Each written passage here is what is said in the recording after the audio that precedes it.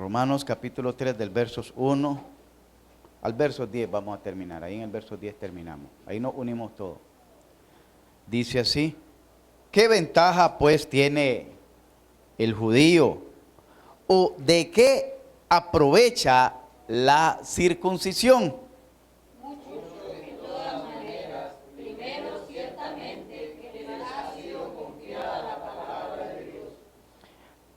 Pues que si alguno de ellos han sido incrédulos, su incredulidad habrá hecho nula la fidelidad de Dios.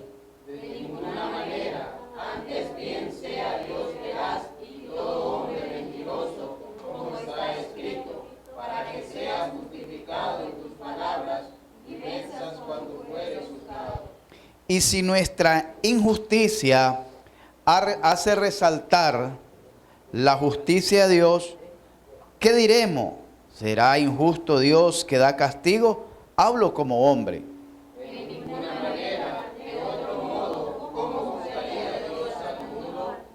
Pero si por mi mentira la verdad de Dios abundó para su gloria, ¿por qué aún soy juzgado como pecador?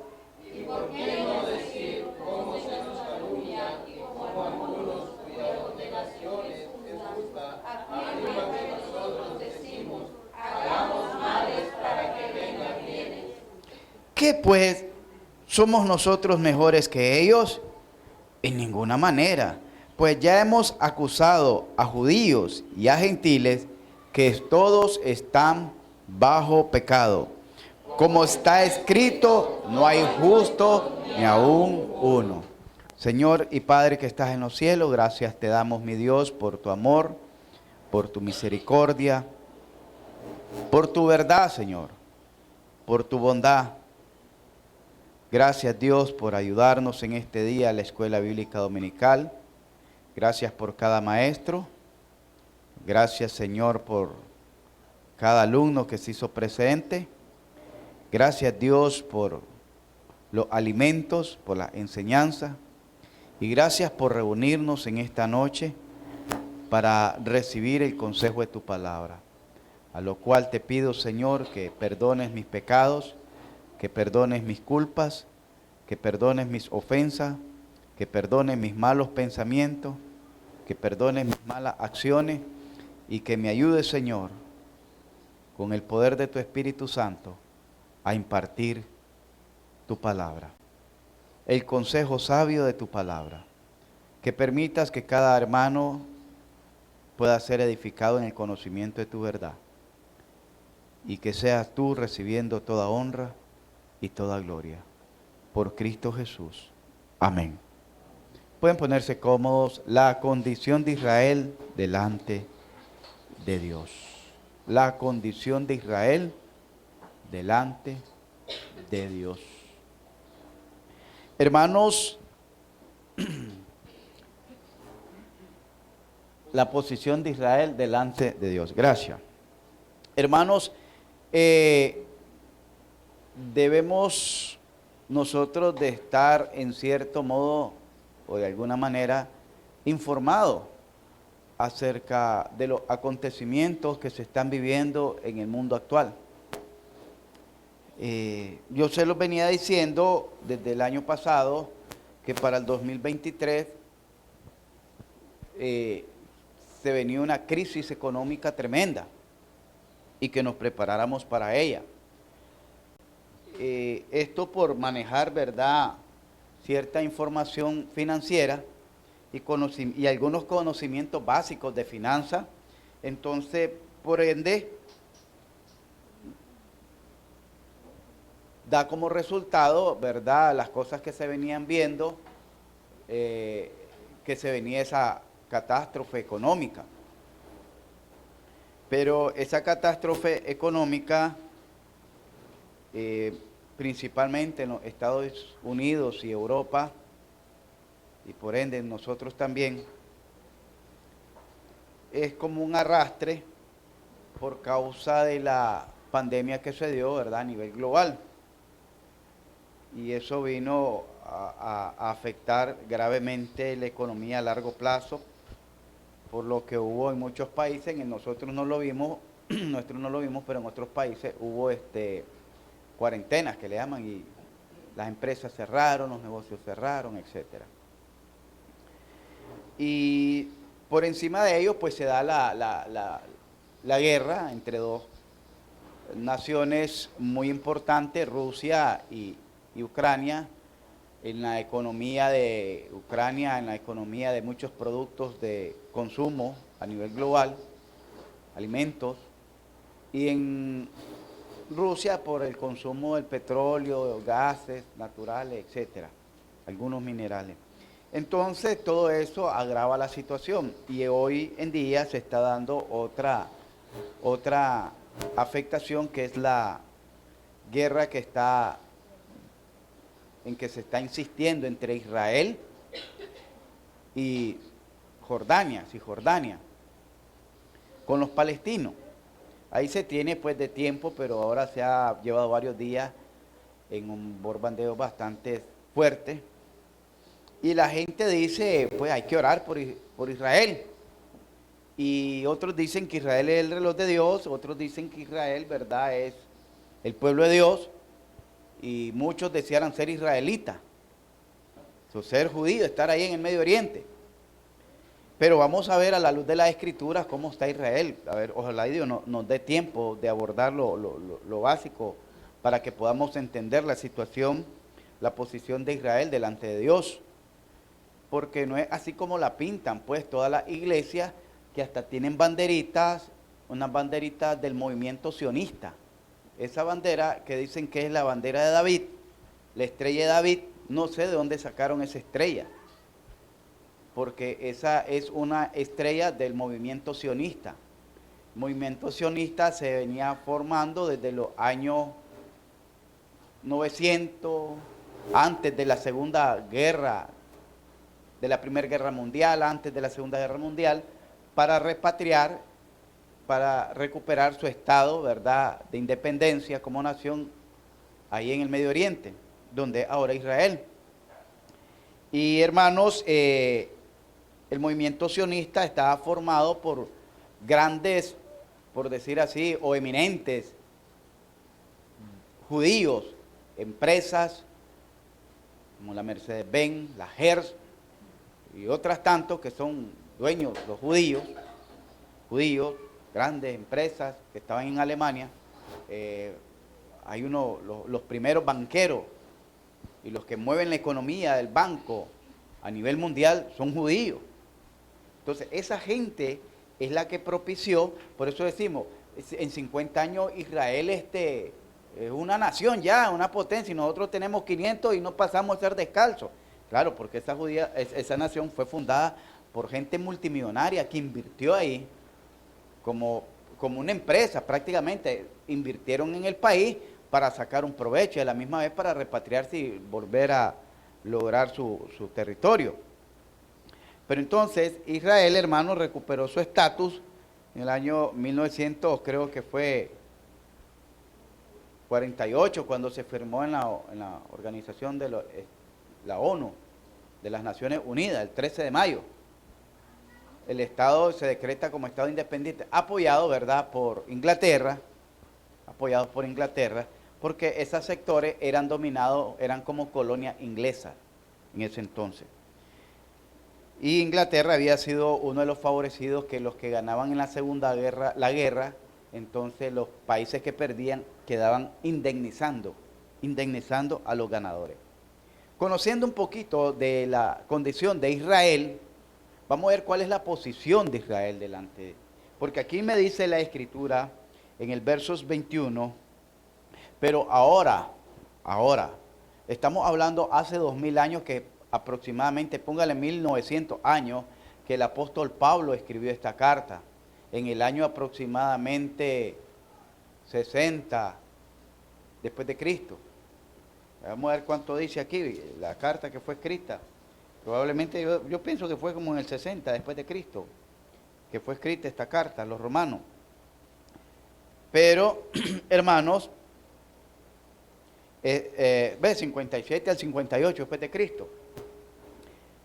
Dice Pablo en ese entonces, pero ahora, todavía cuando Pablo escribe eso, existía el pueblo judío, existía el templo y existían los sacrificios, existían las ofrendas, existían los votos, existía el sistema sacerdotal, todavía existía. Pero miramos qué dice el apóstol Pablo, pero ahora, aparte de la ley, qué importante es esa palabra, ahora, aparte de la ley. ¿Qué implica estos términos? Que aparte de la ley, ¿qué es la ley? Vamos a Éxodo capítulo 19, vamos a ver qué representaba la ley.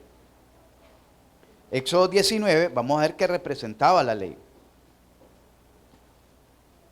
Pero ahora, aparte de la ley, dice,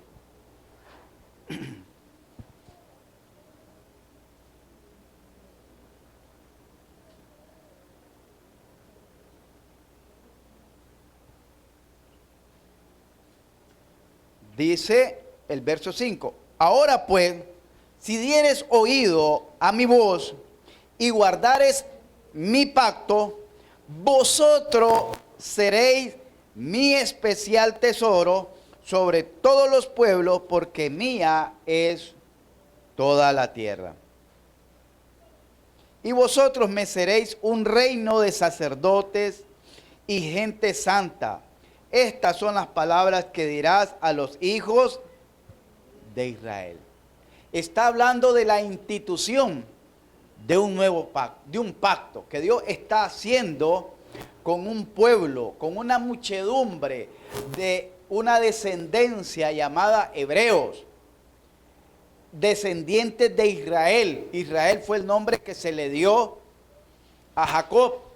Y como fue Jacob el tercer patriarca de la promesa en cuanto a la relación que Dios tuvo con Abraham, con Isaac y con Jacob.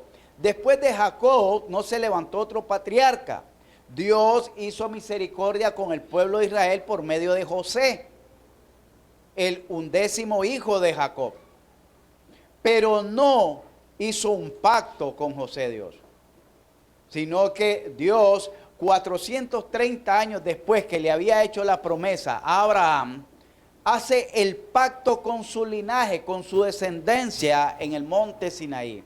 Y este es el pacto que voy a hacer si ustedes prestan atención a la voz que les voy a enseñar, a la palabra que les voy a dar. Si prestan atención a mi voz, entonces como consecuencia me serán un pueblo especial, me serán un pueblo como un tesoro especial. Van a ser un pueblo especial, escogido entre todos los linajes, entre todas las naciones del mundo. Ustedes serán una nación santa para mí. Cuando dice una nación santa, no es que no iban a ser ellos pecadores, sino que iban a ser una nación apartada y separada para con Dios.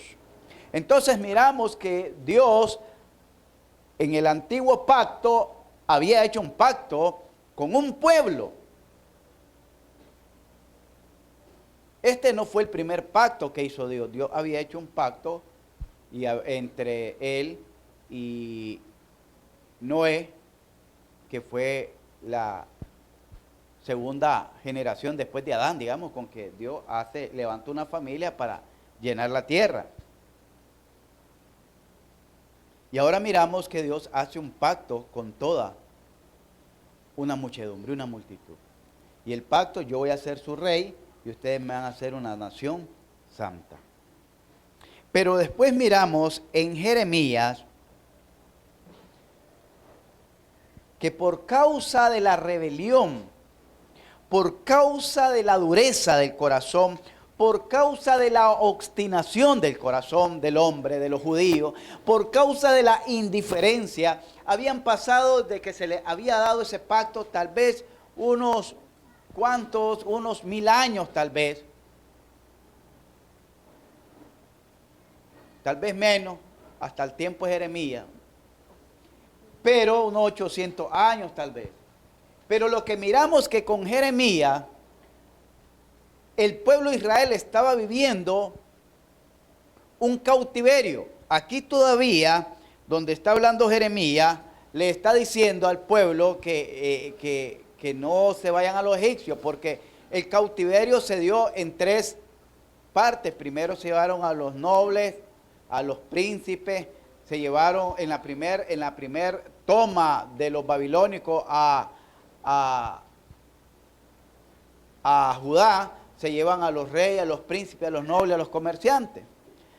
En la segunda, pues, se llevan a los obreros, los campesinos, a los pobres.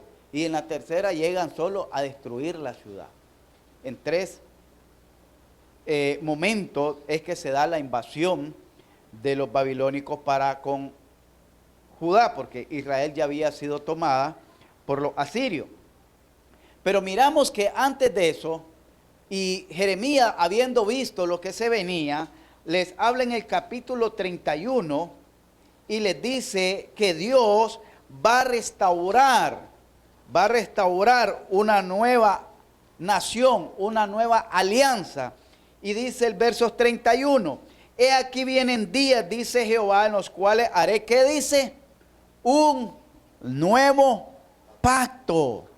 Ya se había celebrado un pacto en el Sinaí, donde Dios le daba la ley y quedan confirmados, constituidos los hebreos como un pueblo escogido para Dios, no porque fueran numerosos, no porque fueran poderosos, no porque fueran ricos, no porque fueran nobles, no porque fueran sabios. Era una muchedumbre de esclavos, eran lo más vil en este mundo.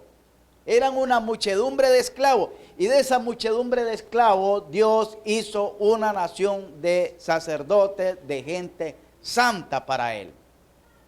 Mire bien cómo los escoge Dios al pueblo de Israel. El pueblo de Israel no es la nación que estaba ahí cuando Dios los escogió. Era una multitud de ancianos enfermos, de hombres desnutridos, calaverientos por causa de la condición del yugo, la esclavitud en que vivieron.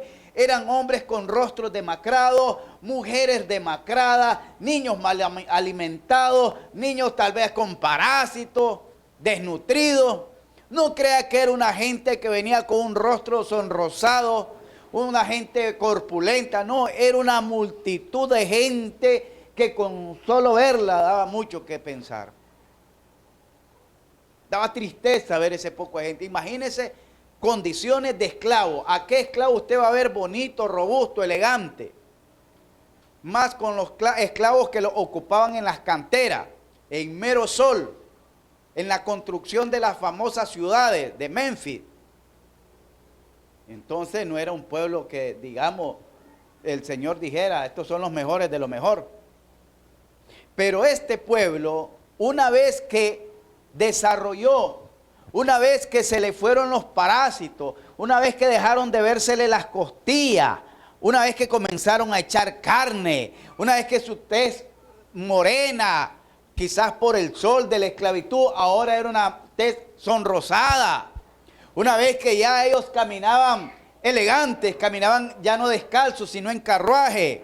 Una vez que esta nación prosperó, una vez que esta nación creció, una vez que esta nación fue de fama internacional, de fama mundial, de gloria mundial, por causa de las conquistas de David, por causa de la sabiduría de Salomón, por causa de los reyes, esta nación fue muy conocida. Se olvidaron de su Dios. Se olvidaron de su Dios. Y comenzaron a invocar otros dioses. Comenzaron a creer en Baal. Al punto que en un determinado momento les dice el profeta Elías, ¿hasta cuándo claudicaréis entre dos pensamientos? Si Jehová es Dios, servirle a Él. Y si Baal es Dios, pues váyanse con Él. ¿Hasta cuándo? Porque el pueblo de Israel se había olvidado de su Dios. Y entonces Dios hace un nuevo pacto y dice, he aquí vienen días, dice Jehová, en los cuales haré un nuevo pacto. No le está diciendo que aquí está haciendo el nuevo pacto. Vienen días en los cuales haré un nuevo pacto con la casa de Israel y con la casa de Jehová. No como el pacto que hice con sus padres el día que tomé su mano para sacarlos de la tierra de Egipto. Porque ellos dicen, ¿qué hicieron? invalidaron mi pacto, aunque yo fui como un marido para ellos, dice Jehová. Vamos ahora a ver cuál es ese nuevo pacto. Vamos a ver a Mateo, vamos en Mateo, capítulo 26. Capítulo 26.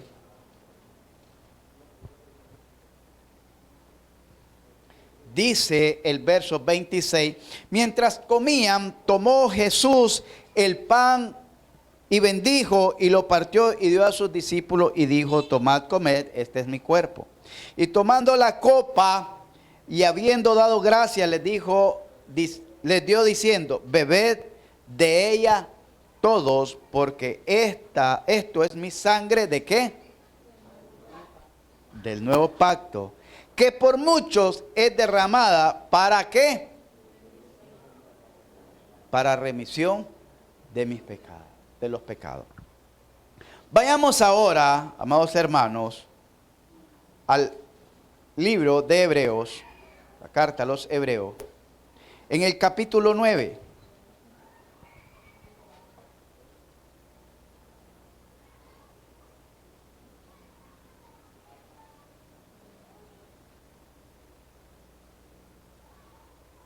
Vamos a ver la sangre de ese nuevo pacto. Dice el verso 11, pero estando ya presente Cristo, sumo sacerdote de los bienes venideros por el más amplio y más perfecto tabernáculo, no hecho de manos, es decir, no de esta creación, y no por sangre de machos cabríos ni de becerros, sino por su propia sangre, entró una vez para siempre en el lugar santísimo, habiendo obtenido eterna redención. Porque, oiga, porque si la sangre de los toros y de los machos cabrillos y la ceniza de las becerras rociada a lo inmundo santificaba para la purificación de la carne, santifican para la purificación de la carne, eso está hablando de las aboliciones, de los ritos que hacían en el tabernáculo, después en el templo para limpieza de la culpa, no del pecado, de la culpa del pecado. Dice el verso 14, cuanto más la sangre de Cristo, el cual mediante el Espíritu Eterno se ofreció a sí mismo sin mancha a Dios, limpiará vuestras conciencias de obras muertas. Así que por eso es mediador de un nuevo pacto. Este es el nuevo pacto que había profetizado Jeremías. Había un pacto viejo y ahora hay un nuevo pacto. Pero vamos a ver qué pasa con estos pactos. Dice, así que por eso es mediador de un nuevo pacto, para que interviniendo muerte, para la remisión de las transgresiones que había bajo el primer pacto, los llamados reciban la promesa de la herencia eterna. Porque donde hay testamento es necesario que intervenga el testador. Porque el testamento con la muerte se confirma, pues no es válido entre tanto que el testador vive. De donde ni aun el primer pacto fue instituido sin sangre. Porque habiendo anunciado Moisés todos los mandamientos de la ley a todo el pueblo, tomó la sangre de los becerros y de los machos cabríos con agua, lana, escarlata y sopo, y roció el mismo libro y también a todo el pueblo, diciendo, esta es la sangre del pacto que Dios ha mandado. Y además de esto roció también con la sangre el tabernáculo y todos los vasos del ministerio. Y casi todo es purificado según la ley con sangre, y sin derramamiento de sangre no hay remisión de pecado. Dice,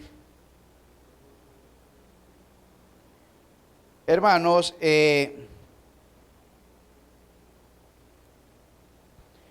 vamos a volver al texto anterior, vamos a volver al texto base que tenemos. Perdón, al texto, búsquense ahí una hojita anterior, 8:13. 8:13, Hebreo 8:13. para que entendamos un poco.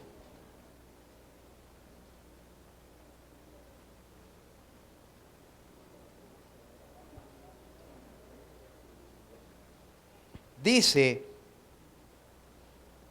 al decir nuevo pacto, ha dado por viejo al primero. Y lo que se da por viejo y se envejece, está próximo ¿a qué? Ya desapareció, hermano. No, Dios no puede tratar con dos pactos a la vez.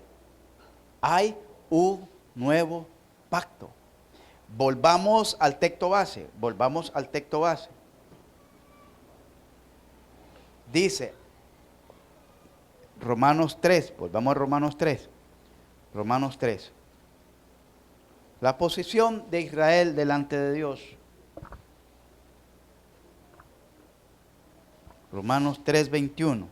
Pero ahora, aparte de la ley, se ha manifestado la justicia de Dios. ¿Cómo se ha manifestado? ¿Qué es la justicia de Dios? Es el acto soberano en que Dios trata con el hombre. Esa es la justicia de Dios. El acto soberano en que Dios trata con el hombre. ¿Por qué el acto soberano? Porque Dios hace a como Él quiere, no como a nosotros querramos, no como a nosotros nos parezca, no cuando a nosotros se nos antoje. Él hace a como Él quiere. Entonces dice, porque ahora, aparte de la ley, se ha manifestado, se ha dado a conocer, se ha revelado, se ha presentado cuál es ahora la justicia de Dios. La justicia de Dios testificada por la ley y por los profetas. Eso lo miramos nosotros ahorita testificada por Jeremías. La justicia de Dios por medio de la fe en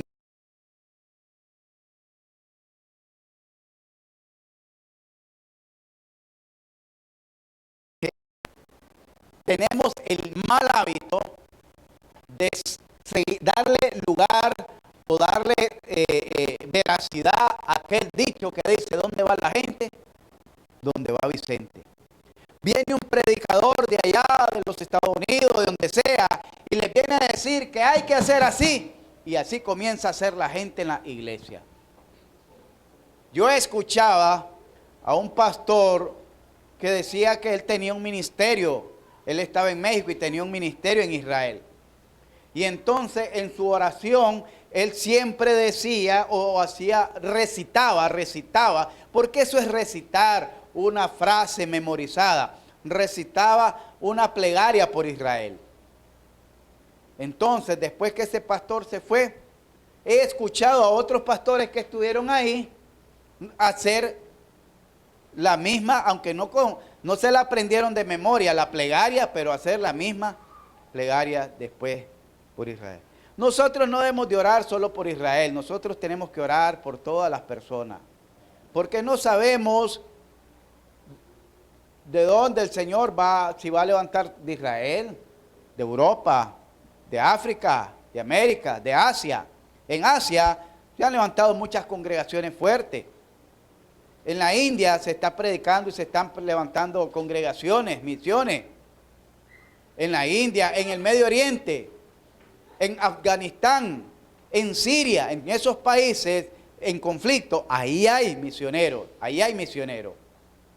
La vez pasada que están en conflicto, ahí en Siria, estaba pidiendo un pastor que era director de un ministerio misionero y que tenía iglesia ahí, pero no daba lugar ni nombre por seguridad a las personas. Pero qué tremendo tener pastores en esa zona. Entonces dice, pero ahora aparte de la ley se ha manifestado la justicia de Dios. Aparte de la ley, ya Israel, para Dios ya no es aquel Israel que había hecho el primer pacto. Entonces invalidamos la ley, invalidamos las promesas, invalidamos los pactos, de ninguna manera. Sino que vayamos a Romanos capítulo 9.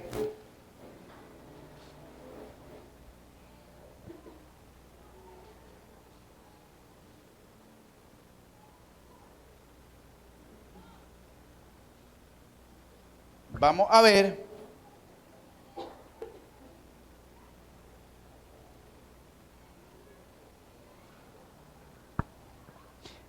en tres partes. Dice, capítulo 9, miren qué tremendo. Verdad digo en Cristo, no miento, y mi conciencia me da testimonio en el Espíritu Santo, que tengo gran tristeza, dice, y continuo dolor en mi corazón, porque deseara yo mismo ser anatema, separado de Cristo. ¿Cómo está llamándose el apóstol Pablo al estar separado de Cristo? ¿Cómo se está llamando? Todo aquel que está separado de Cristo está en esta condición, porque está bajo maldición. Solo Cristo nos puede liberar de la maldición. Y deseara yo, dice, estar separado de Cristo, pero él decía estar como de una manera de solidaridad. De solidaridad. Dice, separado de Cristo por amor. ¿A quién? A mis hermanos, los que son mis parientes según la carne. Está hablando de los judíos. Por amor a mi familia, yo deseara no haber conocido a Cristo. Yo deseara por amor a ellos. Porque yo sé lo que les espera a ellos. Y vamos a ver que son israelitas, mire bien, de los cuales son la adopción, la gloria, el pacto, la promesa, la promulgación de la ley, el culto, de quienes son los patriarcas y de los cuales según la carne vino Cristo, el cual es Dios sobre todas las cosas, bendito por los siglos. Cristo es Dios. No que la palabra de Dios haya fallado, porque no todos los que descienden de Israel son, aquí está hablando del patriarca. Ni por ser descendientes de Abraham, está hablando del patriarca, son todos hijos, sino en Isaac te será llamada. Verso 8, esto es, no los que son hijos según la carne, son los hijos de Dios, sino los que son hijos según la promesa, son contados como descendientes. Vayamos al capítulo 10, verso 1.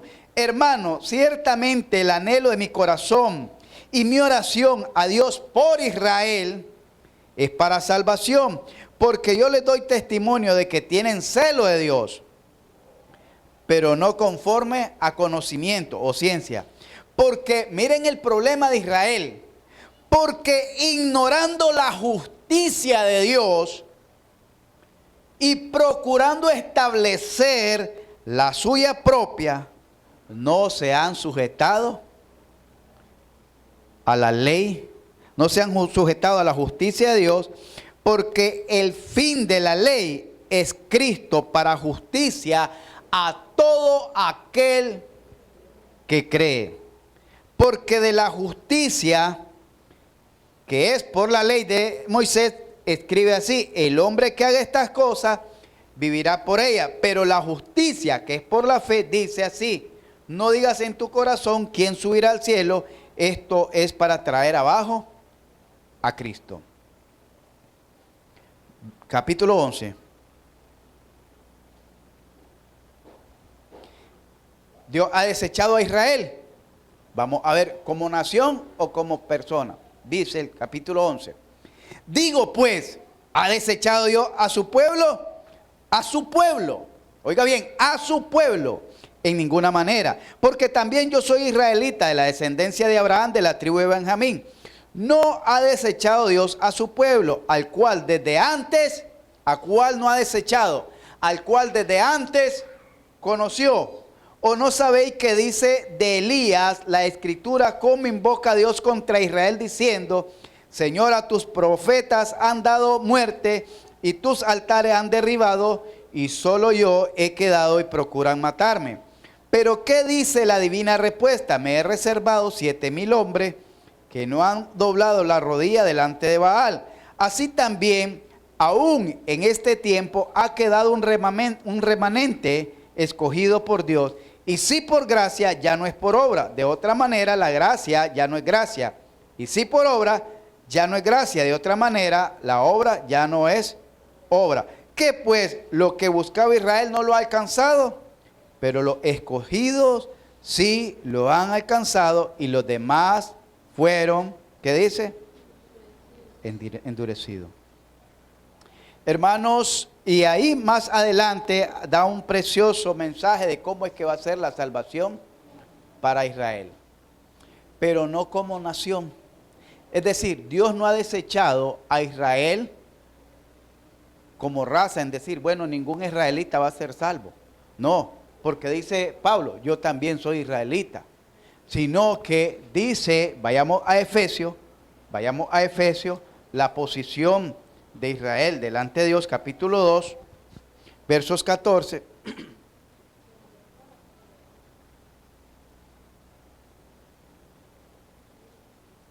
Porque Él es nuestra paz, que de ambos pueblos hizo uno, derribando la pared intermedia de separación, aboliendo en su carne las enemistades, la ley de los mandamientos expresado en ordenanza, para crear en sí mismo de los dos un solo y nuevo hombre, haciendo la paz, y mediante la cruz reconciliar con Dios a ambos en un solo cuerpo, matando en ella las enemistades.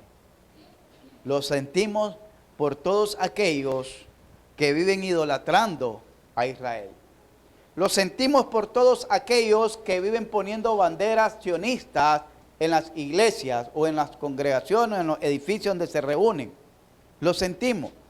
Pero Dios, a la luz de lo que hemos leído y estudiado en esta tarde, nos enseña que la posición de Israel como nación ya no tiene parte con Dios. Dios no lo ha desechado en el sentido que muchos judíos todavía son salvos, han sido salvos a través de la historia y seguirán siendo salvos si creen en Jesucristo. Pero si usted se va a Israel ahorita y usted va a hablar de Jesucristo, usted sale linchado de ahí, porque los judíos odian a Jesucristo. Y déjenme decirle algo, y esta es parte de la información clasificada de la historia. ¿Saben por qué se dio la persecución a los judíos? ¿Y por qué más de 6 millones creo que fueron de judíos sacrificados en Alemania?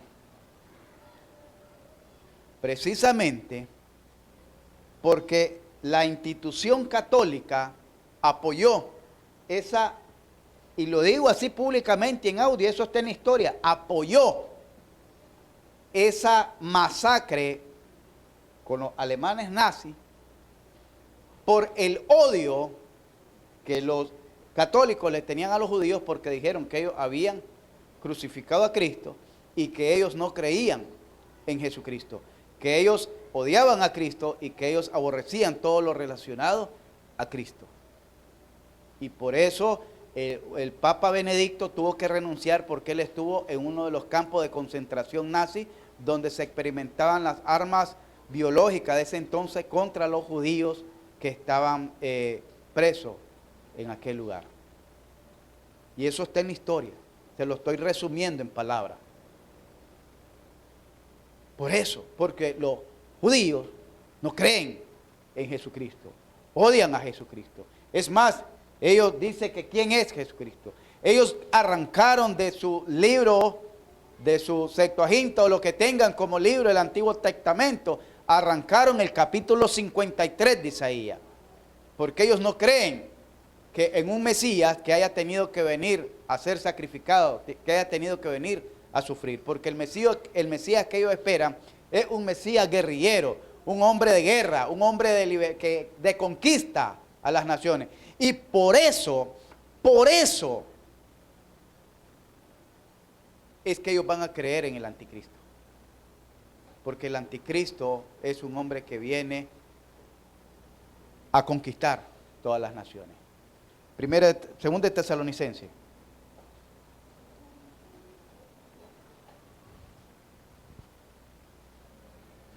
Verso 7 en adelante. capítulo 2. Gracias. La posición de Israel delante de Dios. Mire bien. ¿No os acordáis que cuando yo estaba todavía con vosotros os decía esto? Y ahora vosotros sabéis lo que detiene a fin de que a su debido tiempo se manifieste. Porque ya está en acción el misterio de la iniquidad. Solo que hay quien al presente lo detiene. Dice, ya está en acción. En aquel entonces ya estaba en acción el misterio de la iniquidad. Era el imperio romano surgiendo. Y entonces dice, solo que hay quien al presente lo tiene hasta que él, pronombre personal, se cree que él es el Espíritu Santo dirigiendo a la iglesia, hasta que él a su vez sea quitado de en medio. Esto es cuando la iglesia sea trasladada por el Espíritu Santo y entregada a Cristo, que eso sale más adelante. Y entonces se manifestará aquel inicuo, miren bien, a quien el Señor matará con el espíritu de su boca y destruirá con el resplandor de su venida. Inicuo cuyo advenimiento es por obra de Satanás. Mire bien, con gran poder y señales y prodigios mentirosos. La vez pasada yo les enseñé. ¿Quiénes piden señales? ¿Quiénes piden señales? A ver. ¿Quiénes piden señales? Los judíos. Cuando Moisés le dijo al Señor allá en Éxodo 3, y si me preguntan quién me envió, ¿quién les diré? Yo soy. Y estas señales le llevará. Y harás que esta vara se convierta. Tirarás esta vara en el suelo y se convertirá en... Tómala, dice, ahora por la cola. Desde el principio, los judíos han pedido señales. A Jesús, cuando volcó las mesas en el templo de los que estaban los cambistas, la mesa de los cambistas, y la volcó Jesús en su celo por la casa de Dios, dice que le dijeron los judíos, ¿qué señales hace para que haga esto? Los judíos siempre estaban pidiendo señales. Al punto que Pablo también creo que es en Corintios, dice, los griegos buscan sabiduría y los judíos piden señales. Ahí está. ¿Quiénes piden señales? Los judíos. ¿Quiénes piden prodigios? Los judíos. La iglesia, los dones que se le daban, los llamados dones de señales o de señas, el don de lengua, el don de sanidad, el don de interpretación de lengua, eran dones de señales para que los judíos creyeran. Por eso allá en Hechos capítulo 2, los 3,000 que se convirtieron cuando los discípulos de Jesús en aposento hablaron en lengua, quienes lo escucharon, quienes creyeron en ello, fueron los judíos. Porque fueron los judíos a quienes Pedro les dijo que se había cumplido la profecía de Joel 2:28. Los gentiles no sabían de profecía, ni de la Biblia, ni del antiguo pacto. Pero los judíos sí. Entonces les da la confirmación. Y en Joel 2:28, ¿qué les salen? Señales. Y el Señor dará señales en el cielo y en la tierra. Y entonces miramos aquí que dice que el anticristo, con todo engaño de iniquidad para los que se pierden. Con todo engaño de iniquidad para los que se pierden, por cuanto no recibieron el amor de la verdad para ser salvos. Por esto Dios les envía un poder engañoso para que crean la mentira, a fin de que sean condenados todos los que no creyeron a la verdad, sino que se complacieron en la injusticia. ¿A quién le envía el poder engañoso? A los judíos. Porque la gente impía está perdida todo el tiempo, no ha sido pagana ni idólatra. Todos nosotros tal vez en un tiempo fuimos paganos. Creíamos hasta en el lapicero que bailaba. Ya les conté yo la historia cuando me perdió los 5 reales, el peso que me mandaron a la venta y tuve que bailar y no lo hallé. Desde entonces dejé creer en eso. porque me cuerearon. Me cayó la moneda en lo oscuro. Creyeron que me la había clavado. Entonces, hermanos, dice en el verso 8, ahí en el capítulo 1, verso 8, ¿cómo van a ser condenados? En llama de fuego para dar retribución a los que no conocieron a Dios ni obedecen al evangelio de nuestro Señor Jesucristo, los cuales sufrirán pena de eterna perdición, excluido de la presencia del Señor y de la gloria de su poder, cuando venga en aquel día. Hermanos, lamentablemente los judíos, Israel está perdido igual que cualquier otra nación, o peor quizás que cualquier otra nación. Que Dios no lo ha desechado. ¿Por qué no lo ha desechado? Porque Dios va a salvarlo.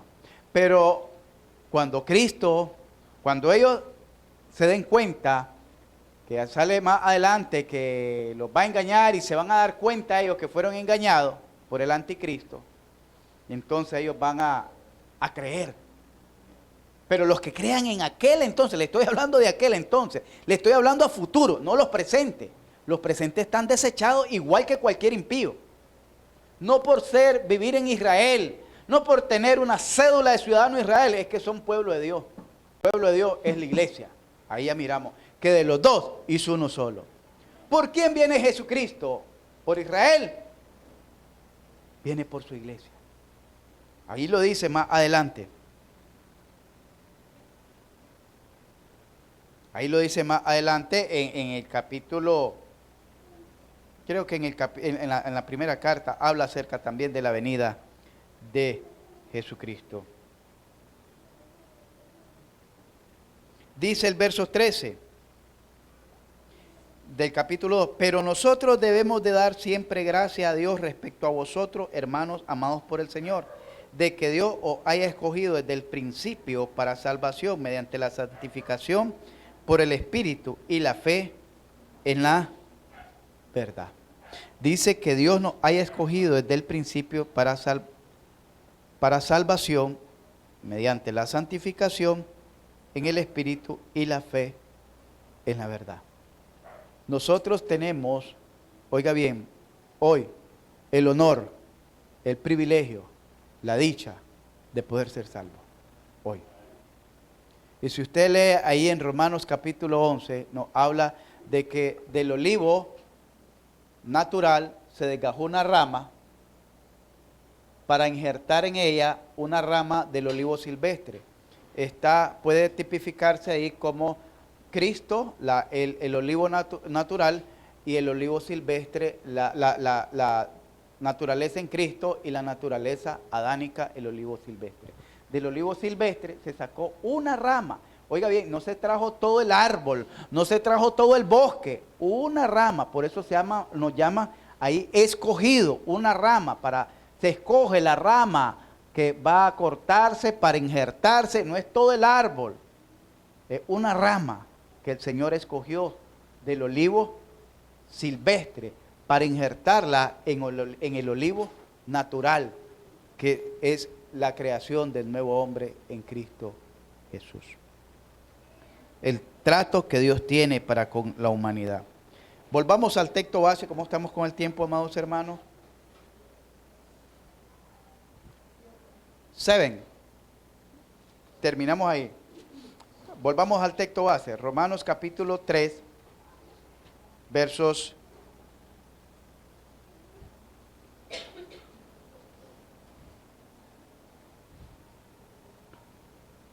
21. Pero ahora, aparte de la ley, se ha manifestado la justicia de Dios, testificada por la ley y los profetas. Al pueblo de Israel no se le tomó por sorpresa. Ya estaba anunciada esta forma en que Dios iba a tratar. No se les tomó por sorpresa, ya estaba anunciado de antemano. La justicia de Dios por medio de la fe en Jesucristo, para todos los que creen en Él, porque no hay diferencia, por cuanto todos pecaron y están destituidos de la gloria de Dios, siendo justificados gratuitamente por su gracia, mediante la redención que es en Cristo Jesús, a quien Dios puso como propiciación por medio de la fe en su sangre, para manifestar su justicia a causa de haber pasado en su paciencia, a causa de haber pasado por alto en su paciencia los pecados pasados. Así como Dios levantó a Moisés para hacer un pacto con una muchedumbre y hacerla así un pueblo propio, santo, para él, así Dios se hizo carne en Cristo Jesús para levantar un pueblo propio para él. Pero un pueblo de todo linaje, incluidos judíos. Por eso es que Dios no ha desechado completamente a los judíos, porque hay muchos judíos que se han vuelto cristianos a través de la historia. Hay muchos judíos que han creído en Jesucristo. Es más, hay judíos que le llaman ortodoxos, que creo que es una forma de creer en Jesús, pero de una forma ortodoxa. Están otros que le llaman los mesiánicos, judíos mesiánicos. Creen en Cristo de una manera diferente, pero creen en Cristo. Pero aquellos que rechazan completamente a Cristo, lo siento, Dios no tiene pacto ahora ni con Israel como nación, ni con los Estados Unidos como nación, ni con Nicaragua como nación, como dicen muchos, Nicaragua para Cristo. ¿Quién ha dicho eso, hermano? Nicaragua, si ni todo Israel fue para Cristo, ahora Nicaragua va a ser para Cristo. La gente se aprende una frase, unos eslogans y después ahí lo andan repitiendo como las loras. Nicaragua para Cristo. No, hermanos, si aquí va, diario muere gente que no quiere nada con Cristo. Diario muere gente que no quiere nada con Dios. Yo he conocido gente que dice, así nací y así me quedo y así muero, y así se mueren, hermano. Sí. ¿Qué vamos a hacer? No quieren nada con Dios. Si aún la misma iglesia no quiere ya nada con Dios. Para muestra un botón. No quieren. Prefieren estar en otras cosas. Pero la justicia de Dios se ha manifestado por fe. La palabra fe es obediencia, hermano. No es un creer intelectual. Y en eso hay conformismo que entró Israel, que creer porque ellos tenían la ley, eran pueblo de Dios. Así están muchos que por creer que ya recitaron una oración o porque creer que ya creyeron en Jesucristo, ya son pueblo de Dios. Ahí es donde muchos están engañados. Espero, hermanos, que todos los presentes hayamos creído en Jesucristo y hayamos entregado nuestra vida a Jesucristo. Porque miramos qué es lo que va a pasar a los que no creyeron a Jesucristo. Les va a mandar un poder engañoso, la gente se va a confundir, va a andar creyendo en filosofía, va a andar creyendo en enigma, en el horóscopo, en los astrólogos, va a andar creyendo en las señales del cielo, que la luna está roja, ya faltaba esto, que falta aquello. Una vez escuché a alguien decir, ya está la vaca alazana, dice. Eso lo he escuchado a José Luis de Soto, que era de una cita con Dios, del año 2000, escuché, que él dijo que ya estaba la vaca alazana, ya ¿cuánto? 23 años, esa vaca ya debe ser abuela. Desde el año 2000 lo escuché, que solo faltaba no sé qué cosa del templo. Está largo. Tienen que derribar la mezquita de Omán, creo que le llaman a esa mezquita, que es donde está, y eso los musulmanes no lo van a dejar así por así, porque ahí era donde estaba edificado y construido el templo. Ya solo falta esto, dice, por favor. La gente anda inventando, hermanos, buscando señales. Nosotros no busquemos señales, busquemos a Jesucristo. Pongámonos en pie, vamos a orar.